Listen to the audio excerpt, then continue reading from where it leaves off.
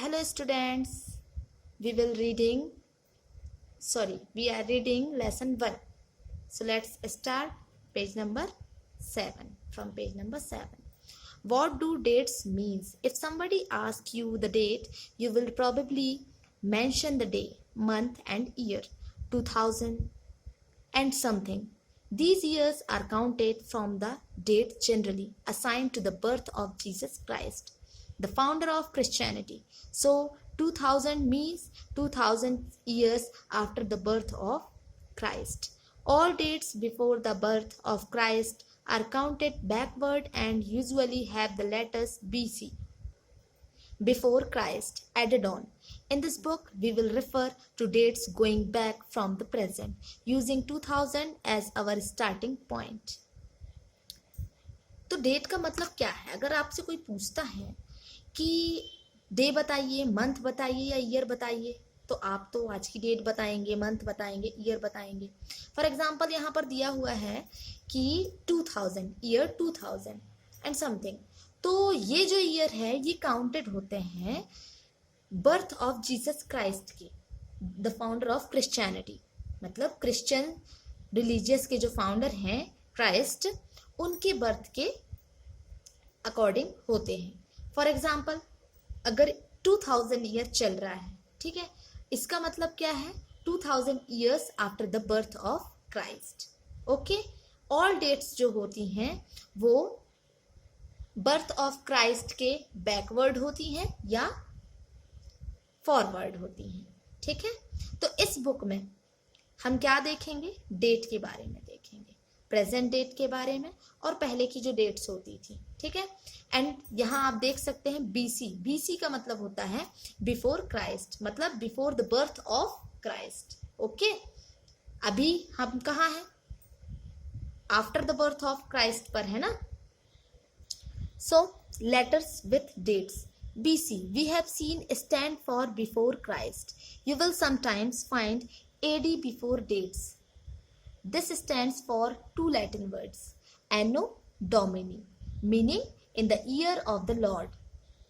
Lord means Christ. So, 2012 can also be written as AD 2012. Sometimes CE is used instead of AD and BCE instead of BC. The letter CE stands for Common Era and BCE for Before Common Era. We use these terms because the Christian era is now used in most countries of the world. In India, we began using this form of dating from about 200 years ago, and sometimes the letters BP meanings before present are used. Okay, so here, elsewhere, we have seen that inscriptions are inscribed on hard surface. Many of these were inscribed several hundred of years ago. All inscriptions contain both script and languages. Languages which were used as well as scripts have changed over time. So, how do scholars understand what was inscribed? This can be done through a process known as decipherment. Okay? जैसा कि हमने देखा BC, BC का हमने क्या देखा? Full form before Christ. Okay, तो कई बार आप देखेंगे कि कुछ बुक्स में कुछ डेट्स एडी के साथ भी लिखी हुई होती है, मतलब डेट्स लिखी हुई होती हैं, उसके आगे क्या लिखा होता है? एडी लिखा होता है. इसका मतलब क्या है? एडी का फुल फॉर्म है एनो डोमिनी, जिसका मतलब होता है in the year of the lord, मतलब लॉर्ड के in the year of the lord. So हम 2012 को भी क्या लिख सकते हैं? एडी 2012.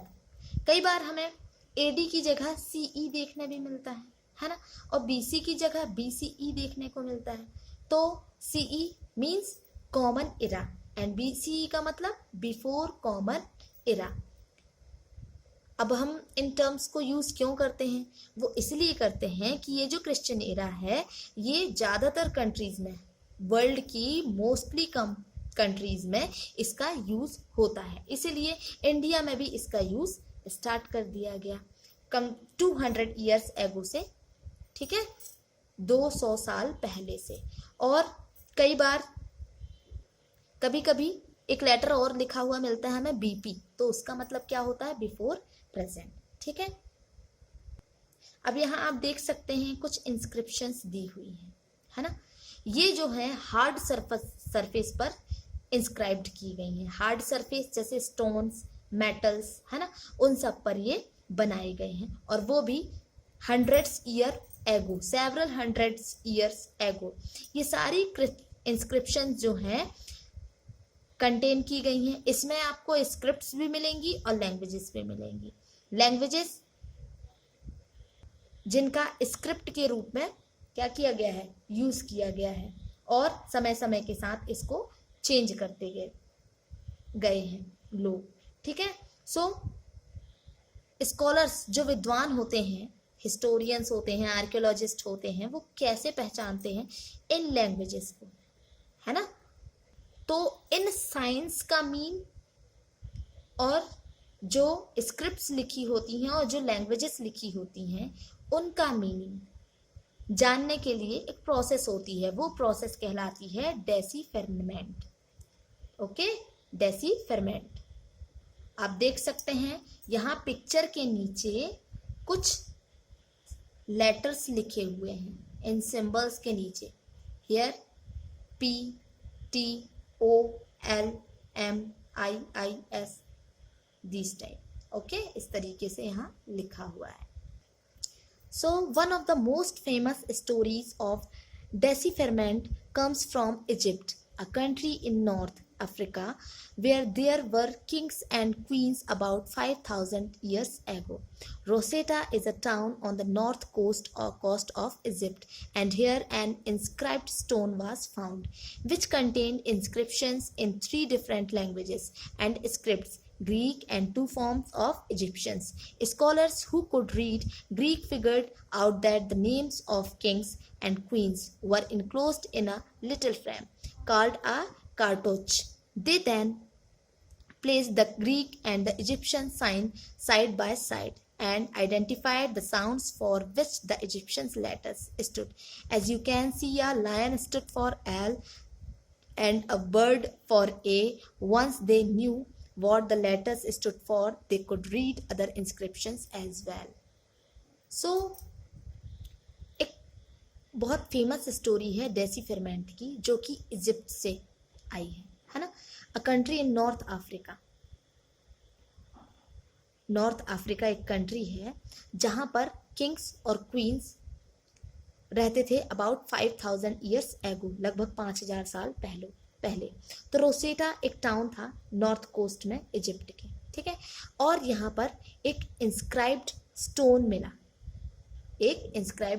मिला, जिसमें इंस्क्रिप्शंस कंटेन्ड थे अलग अलग लैंग्वेजेस में और अलग अलग स्क्रिप्ट्स में। अब उन स्क्रिप्ट्स में एक तो थी ग्रीक और 2 फॉर्म थे इजिप्शियंस के। ठीक है, तो जो विद्वान थे उन लोगों ने ग्रीक फिगर तो पढ़ लिए, ठीक है, और उससे पता किया कि किंग और क्वीन का नाम क्या था, लिटिल फ्रेम में लिखा हुआ था।